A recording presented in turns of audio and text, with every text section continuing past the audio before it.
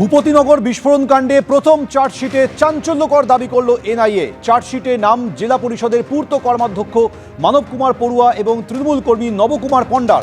বৃহত্তর ষড়যন্ত্রে জড়িত এই দুই তৃণমূল নেতা বলে চার্জশিটে দাবি করেছে এনআইএ।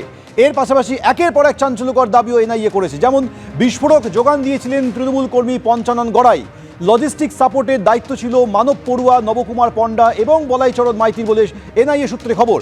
তৃণমূলের বুথ সভাপতি ছিলেন ধৃত বলাইচরণ মাইতি। ভূপতিনগরে বোমা তৈরি করে আগ্নেয়াস্ত্রের ভয় দেখিয়ে সভায় যেতে বাধ্য করা হতো। সভায় না গেলে রান্নাঘরে বোমা রেখে দেওয়ার হুমকি পর্যন্ত দেওয়া হয়েছিল। ক্ষমতা দেখাতে গ্রামেই পুকুর পাড়ে চলত বোমা টেস্টিং। চার্জশিটে এই চাঞ্চল্যকর দাবি করেছে এনআইএ। এটা কোনো খণ্ডচিত্র নয়, এটাই পাহাড় থেকে সাগর পর্যন্ত তৃণমূলের সরকার পরিচালনার সামগ্রিক দৃষ্টান্ত। তৃণমূল কংগ্রেসের ভিত্তি হচ্ছে বোমা আর লক্ষ্য হচ্ছে আতঙ্ক। ভূপতিনগরে ঘটনাটি ঘটেছে এবং এই ঘটনার সঙ্গে যে তৃণমূল জড়িত এটার জন্য কোনো তদন্তের প্রয়োজন হয় না। কারণ আপনি যদি বাড়িতে কোনো একটা সামান্য রিনোভেশন করতে চান, তৎক্ষণাৎ তৃণমূলের কাউন্সিলরের লোক পৌঁছে যায়। আপনি যদি এক বস্তা বালি এনে বাড়ির সামনে রাখেন, তৃণমূলের সিন্ডিকেট এসে বলে দেয় তার থেকে বালি নিয়েছো। আর তারা এত বড় বোমার কারখানার খবর রাখতো না।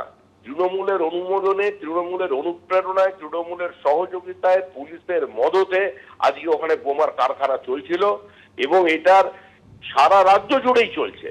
গোটা পশ্চিমবাংলা মানুষ যা জানে সেটাই কার্যত চার্জশিটে উঠে এসছে। ক্ষমতা, ভয় দেখানো, দাপট এবং নিজেদের খুশি মতো কাজ করার জন্য পিছনে পুলিশ প্রশাসন এবং উপরে নবান্নের হাত এই রেখে মানুষকে দাপট দেখিয়েছে, ভয় দেখিয়েছে, বোমা তৈরি করেছে, মজুত করেছে, বাড়িতে বোমা রেখে আসার মতো ভয় দেখিয়েছে। ওরা যা চাইবে তাই করতে হবে। মানুষ তো দাস। চার্জশিটে যথার্থভাবে উঠে এসছে, কেউ বোমা সাপ্লাই দিচ্ছে, কেউ লজিস্টিক সাপোর্ট দিচ্ছে এবং সবই শাসক দলের নেতা।